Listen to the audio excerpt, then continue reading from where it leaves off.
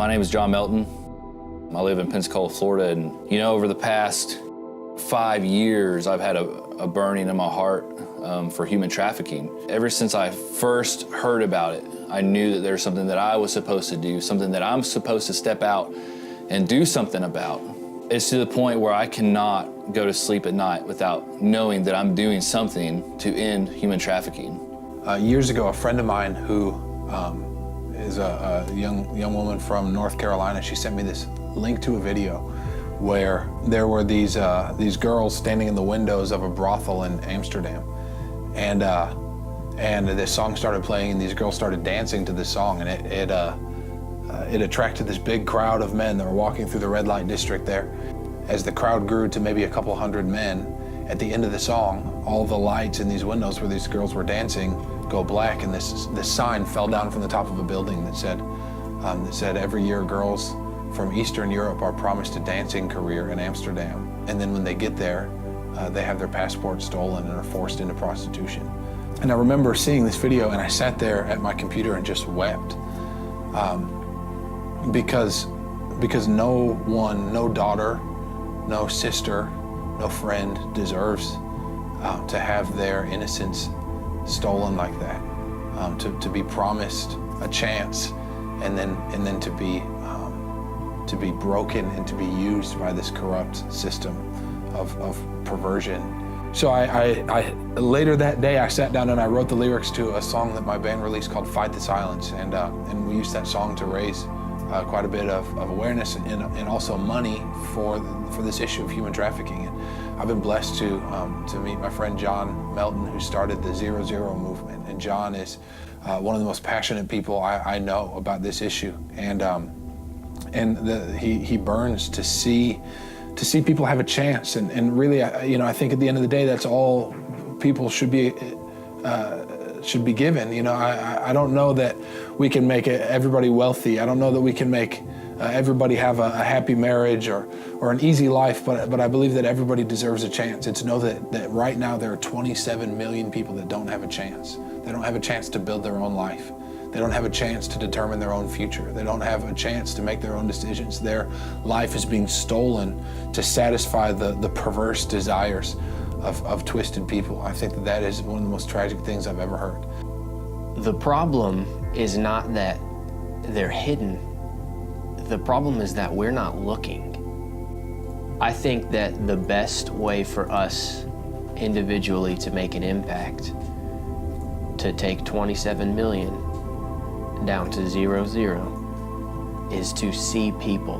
We see a lot of other things. We choose to see our phones. We choose to see Facebook and tweets and pictures on Instagram. But I think it's time to see people. Freedom is the dream of God. I think that this is a standard for us, especially as sons of the living God. Freedom is the standard. Who the Son sets free is not a little bit free. Who the Son sets free is free indeed. And so I think that this ending slavery, to see 27 million go to 0 0 worldwide, is to see the dream of God unfold in the earth because of faithful sons. Right now, there's 27 million people enslaved. If you take that number, that's the whole state of Texas. That's like saying everybody in Texas right now is a slave. Everybody. 1.2 million are children that are being sold for sex. Right now. Children that are on the auction block, that are being sold. The FBI estimates that there are 10,000 women that are being held in underground brothels in Los Angeles alone. When they raided the brothels, the FBI would come across cups with marbles in them, and every marble represented every time they had sex or were forced to have sex with a client.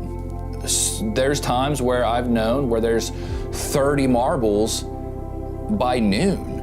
And now in this culture, people are just waking up at noon. And I can't even imagine the lifestyle to have to go through something like that. First thing that we have to do is pray. The second thing we have to do is we need to be informed of what's going on. We need to know, what to look for. We need to know, who to call. A lot of people think that this is something that happens only, in other countries, and it doesn't happen here, so I don't have to deal with it. But the true fact is that it happens everywhere. Last year, human trafficking was reported in every single state, all 50 states. They'll have brands on them or tattoos, because what the pimp or trafficker likes to do is to brand their girls. If they avoid eye contact, if they're looking down most of the time, if they're with somebody that's significantly older than them, and I'm not talking a couple of years, I'm not talking about an 18-year-old and 20-year-old, I'm talking a younger person with a very older person, and they have those same signs, looking down, not talking, or even if they're wearing clothes that are, seem way out of their price range, or vice versa. Sometimes they might just look really beat up. Maybe even you see, like, for example, if you're at a hotel or motel, or even walking down the street, and you see a girl walking, and there's a guy, near her somewhere watching her, or in a vehicle near her watching her, going into hotels, motels, and there's someone standing outside on the balcony.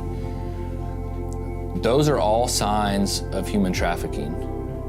And if you see this, I urge you to call the human trafficking hotline. The number is 1-888-373-7888. Now I'm asking you, please save that number in your phone, and you can be that one to help bring that number a little closer to zero.